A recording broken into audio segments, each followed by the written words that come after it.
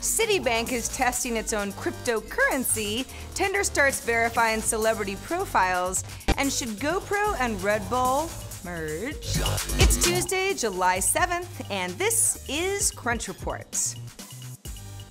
New currency is all the rage. Cryptocurrency in particular, Bitcoin, Dogecoin, other kinds of coins. But it wasn't long before a big bank would get involved, specifically Citibank. Citibank is a big bank, one of the biggest. It's running a test platform for a digital currency based on Bitcoin and the blockchain called Citicoin.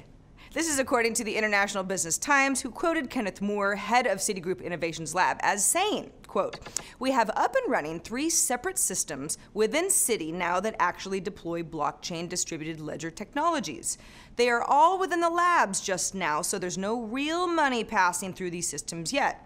But, quote, we also have an equivalent to Bitcoin up and running, again, within the labs, so we can mine what we call a Citicoin, for want of a better term. It's in the labs, but it's to make sure we're at the leading edge of this technology and that we can exploit the opportunities within it." Let's move on to new app watch, shall we? A new app called Lynx, that's Lynx, that's been in public beta for a few weeks and builds a stream of links that are shared between friends, is now live to the world. What makes it unique is that rather than just showing up as a text link, the links show up as a stream of small images with text overlaid on them. The texts are sort of like headlines. So the links could be a story that you want your friend to read, or a product page on Amazon, or a photo, all sorts of types of content. But Lynx, the app, gives the recipient more information than always having to click through anytime somebody says, "Oh, hey, look at this link."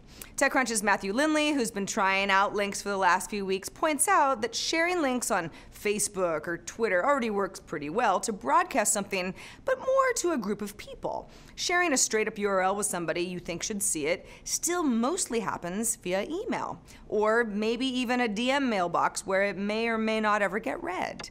Lynx was previously called Stream, and it was spun out of a previous app publication startup called Maz.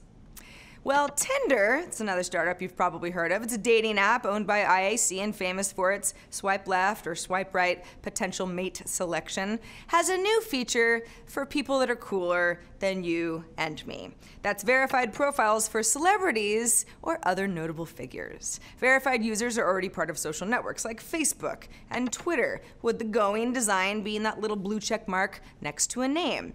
And that's designed to help cut down on impersonation and a way for you to know, oh, hey, cool, that's the real Steph Curry, I'm gonna follow him.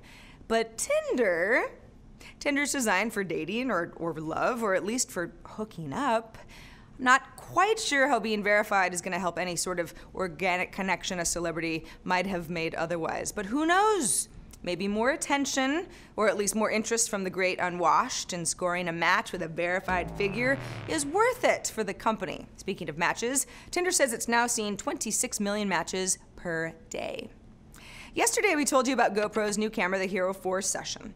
Today, TechCrunch writer Roman D.A. posted an interesting question that I think is at least worth the rest of us mulling over. Why doesn't GoPro merge with Red Bull? Here's his argument. Red Bull and GoPro both have big in-house video teams, and they both use extreme sports videos to help their branding. GoPro's website has a channel tab that features extreme sports videos. And today, Variety even reported that the company had hired Charlotte Koh, who used to lead Hulu's original content initiatives, as head of features and series.